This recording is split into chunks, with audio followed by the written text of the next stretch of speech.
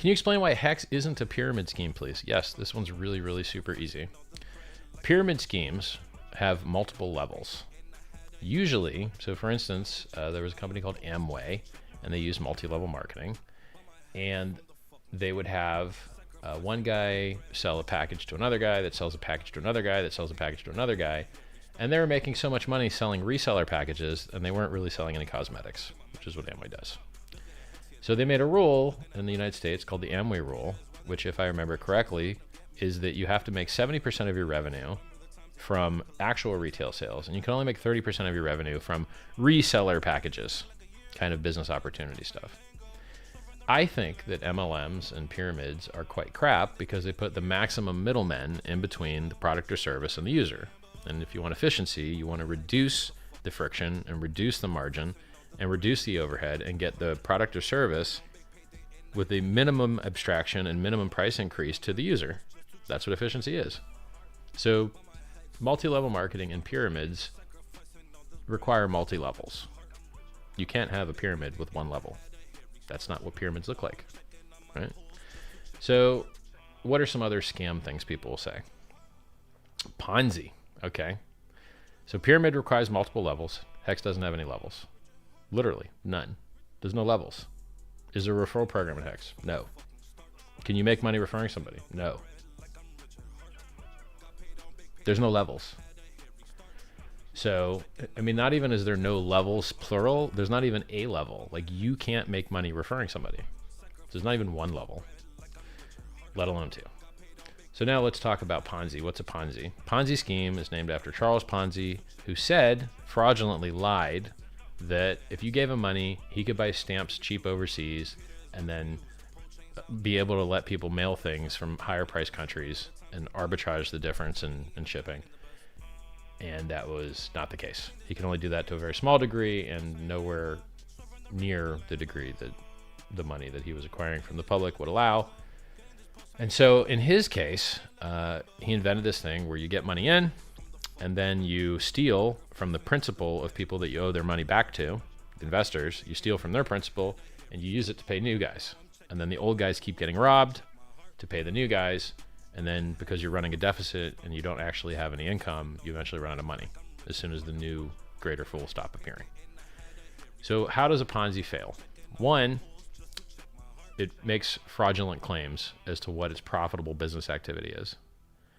Two, it makes promises it can't keep regarding paying people out from the profit, which doesn't really exist. And then that's it. You don't have the ability to continue committing the fraud because you never had the income that you said you did, that you said you were splitting up, right? These Ponzi never said, hey, I'm stealing from the new guys to pay the old guys. He didn't even do that. It's based on fraudulent promises. So is Hex a Ponzi? Well, who owes you something in Hex? Does a human owe you anything in Hex? Nope. Does a company owe you anything in Hex? Nope. Does anyone... Well, where does the rewards come from? You mint your own rewards. You do your own work. So if you wrote yourself a piece of paper and it said, I will paint myself a picture of a pony next month, and you wrote that down. Now you owe yourself a pony picture that you are going to create on your own. Month goes by, you can either write yourself a pony picture or not.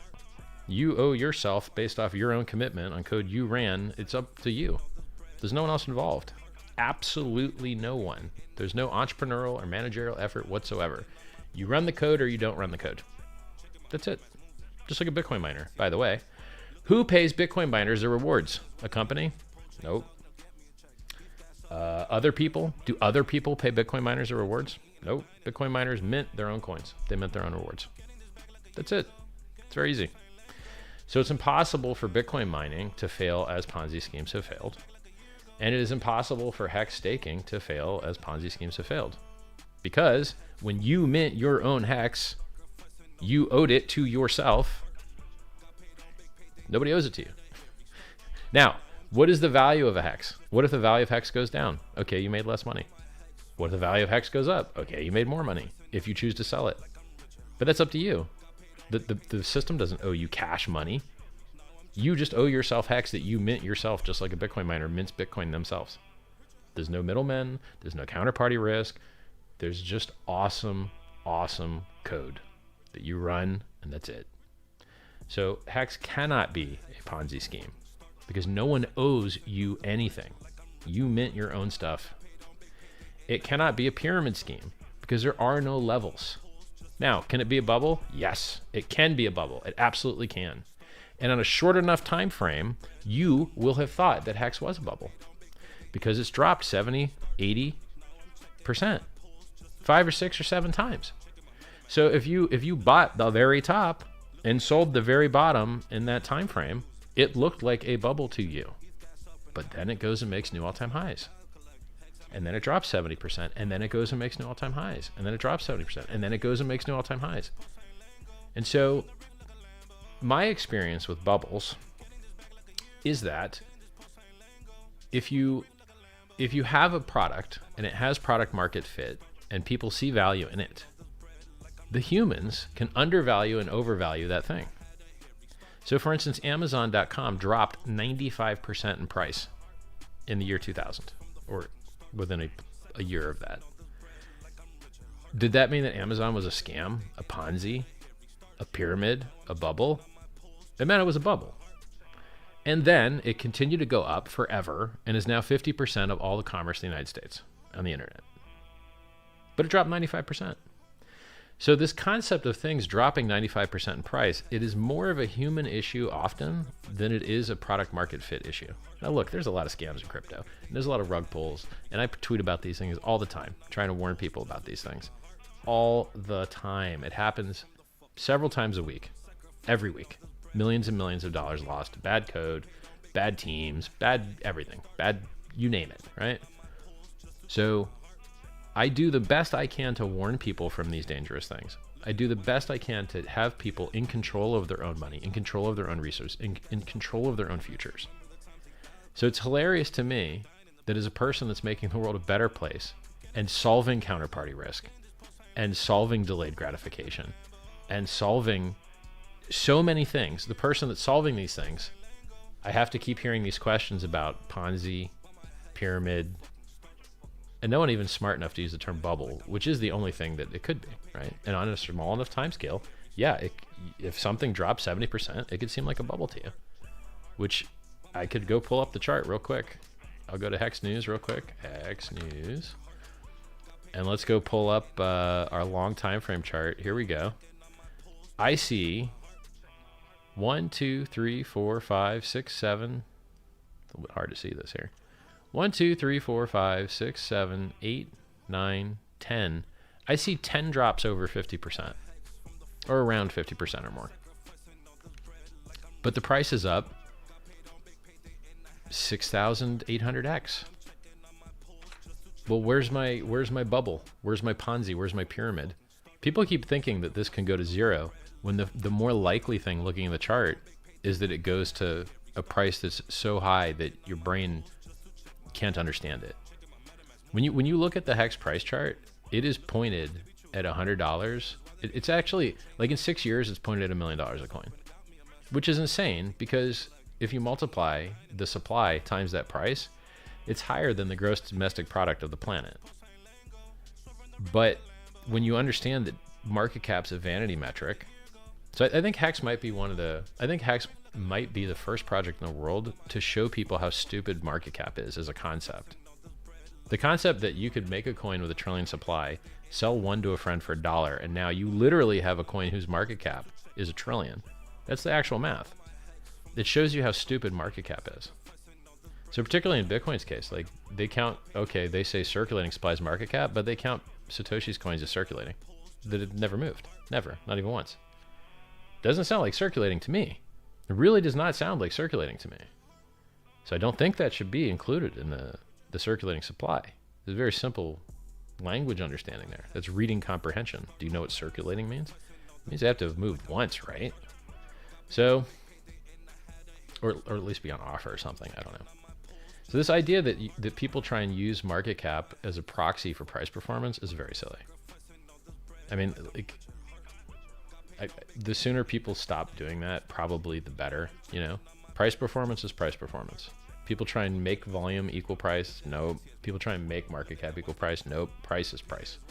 And when more people understand that, I think they can make better investment decisions. So what else? Any other scam stuff? Oh yeah, how about this one? Rug pull, right? Okay. I love to hear these theories. There's a theory out there on the internet that I have 1 million Ethereum. Which is interesting because Vitalik only has 300,000.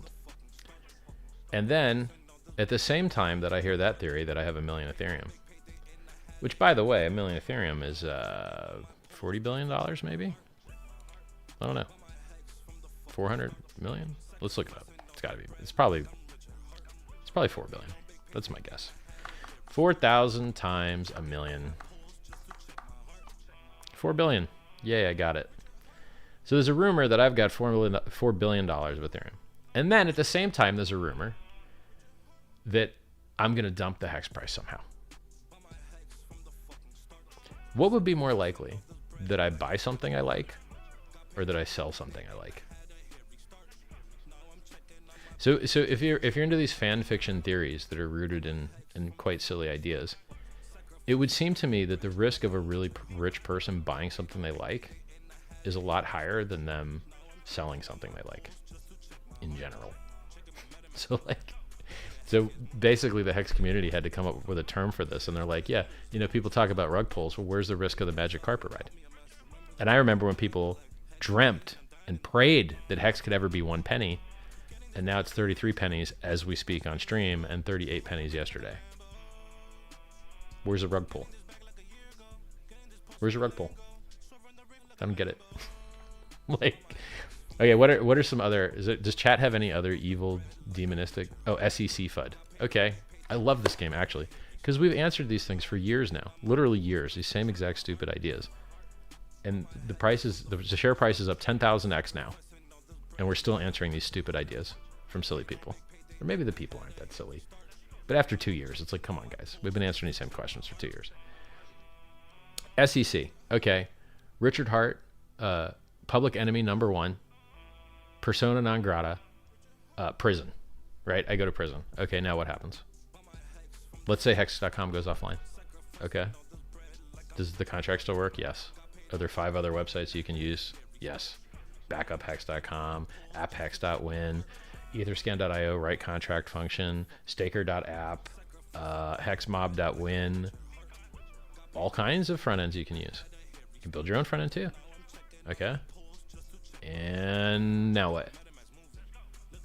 There's slightly less live streams. I'm the minority of live streams. I don't live stream very often, but I see tons and tons of Hex live streams. And then if you believe all those fan fiction theories that I'm also the OA, well, God, I guess you don't have to worry about the OA dumping, right? Now, is that fan fiction? I think it is fan fiction. There is no public knowledge in regards to who the OA is or anything like that. But it's just, I'm showing the discongruence in people's stupid fan fiction ideas. They don't make any sense. And that's the reason these guys missed out on a 10,000x price move in the share price, and a 7,000x price move without staking, and a 10,000x price move with staking. They're just dumb people. They're not dumb people, but like, they really have this misunderstood. They got this wrong. So what else?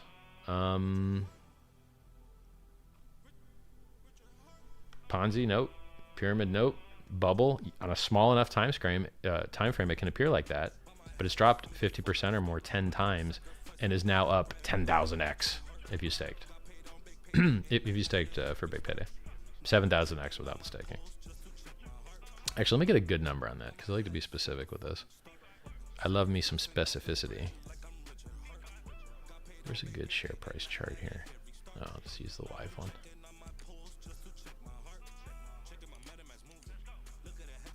Do I have a good live one? Yeah, 674,000%. It's really 674,746%, which is 6,748x. I'm going to round that to 7,000 for luck. Without staking.